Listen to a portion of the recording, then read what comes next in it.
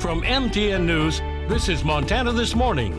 Well, not one of us can escape it, but no one really wants to talk about getting older. We'll take a closer look at aging in America coming up at 6:35. Townsend School District was named Montana's first Purple Star School District. Find out more coming up.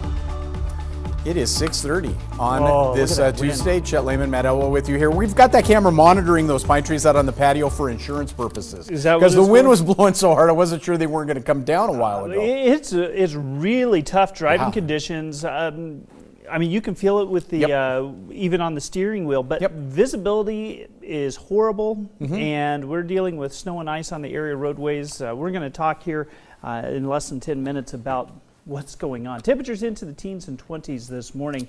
Severe driving conditions for Bozeman Pass, Homestake Pass, snow and ice. It is going to be a slick day, and visibility is not great for most of the area. Now, it looks like the snow is not all that productive by the time you head into the afternoon, meaning we're not going to see a lot of accumulation. We will see some accumulation.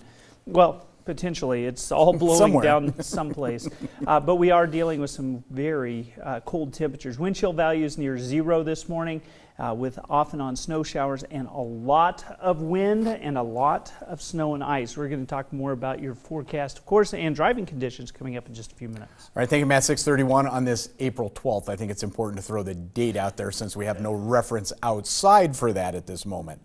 Very scary situation for the Montana State lacrosse team.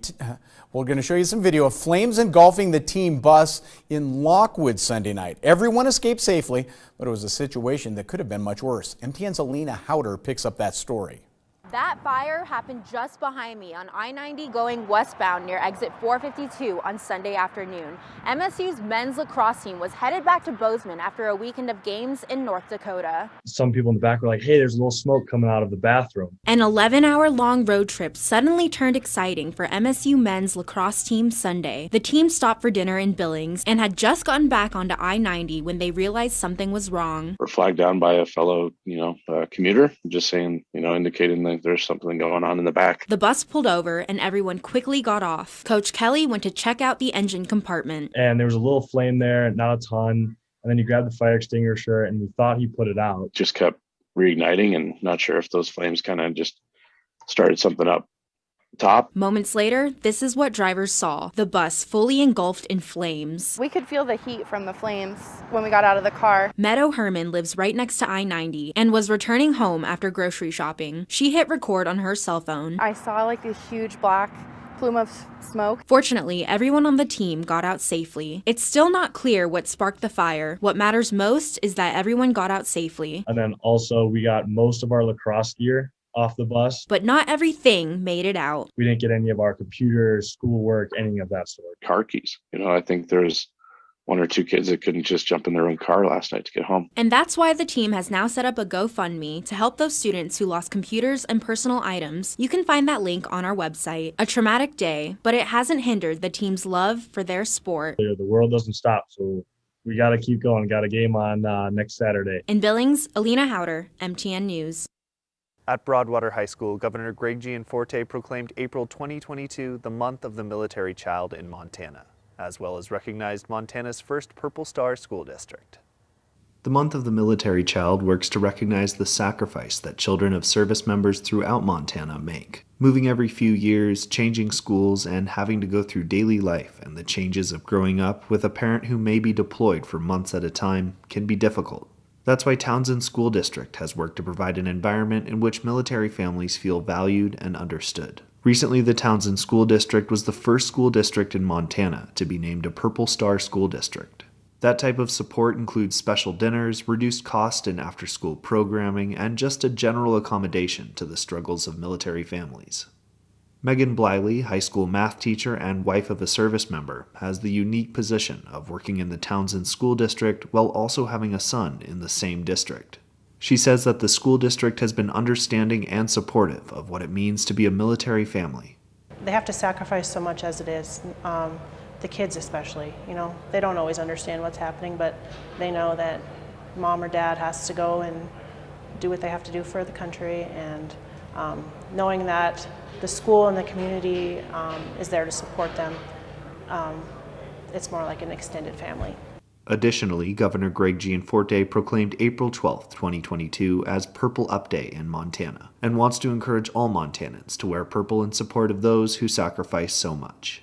So with this proclamation, April is the month of the military child, and tomorrow is Purple Up Day. So we're encouraging folks to wear something purple to honor the children of our servicemen and women. Reporting in Townsend, Tom Buchanan, MTN News. All right, 6:35. Our country is aging. The United States Census estimates that in 2034, for the first time, there will be more Americans 65 years or older than children 18 or younger. 1 in 5 citizens will be retirement age. It's not just demographic changes that are reshaping America. New trends regarding beauty, longevity, and activity are changing the way Americans think about age and aging.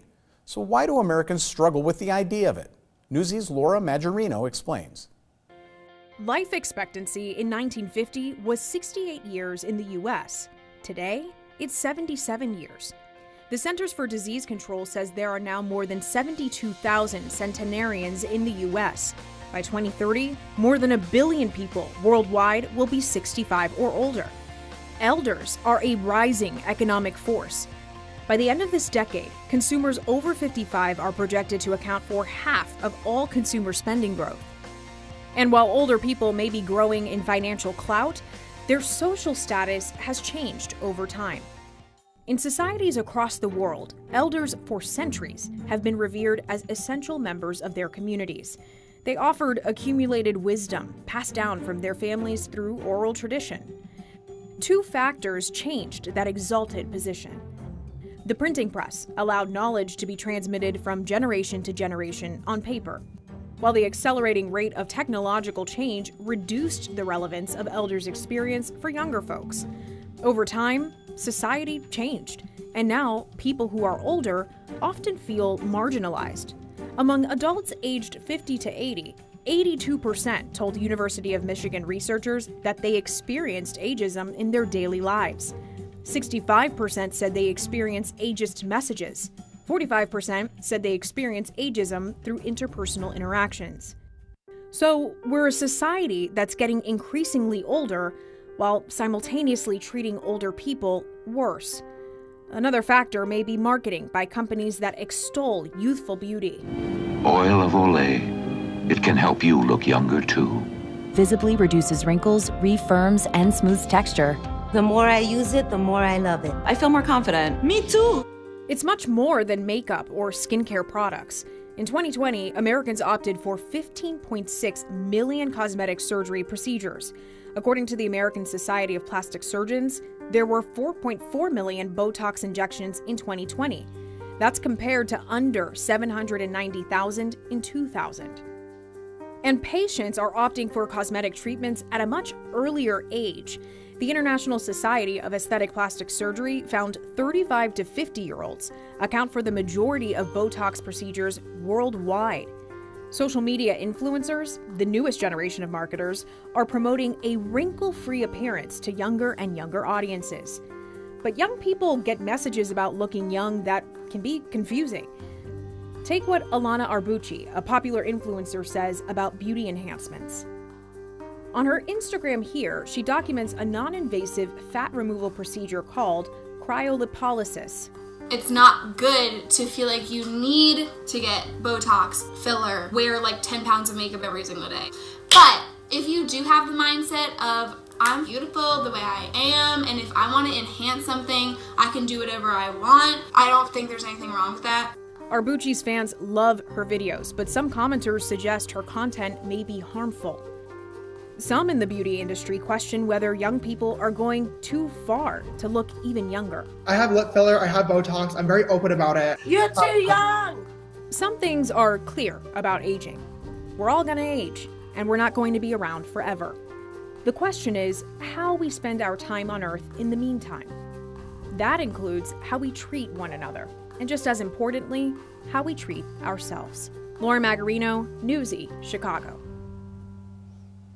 Unfortunately, you don't know what it takes to get what you've got this morning. No, it took me walking all the way from the back newsroom to get in here. and put my jacket on. That's it. Beautiful. And you fixed both your hairs. You did lovely on that. So, yeah. You meantime, move it right up the list there. You're going to have to put up extra hold if you're extra going outside hold that hairspray wind. this morning. Severe driving conditions being reported on Bozeman Pass and Bridger Canyon Drive. Snow and ice on Homestake Pass. It is going to be a slow go this morning. If it's me making a choice to drive Bozeman Pass, I'm not doing it for the day today. You can see traffic's moving along. It is icy on 191. A couple of area accidents and concerns. Severe driving conditions, Bozeman Pass and Bridger Canyon Drive. I mentioned that. Several slide-offs reported on Bozeman Pass and between Boulder and Helena on I guess that would be I-15. Correct. Fat-fingered that one. All right. It's all right. Is it Monday? In every sense of the word, though it's Tuesday. We are going to take a break. Matt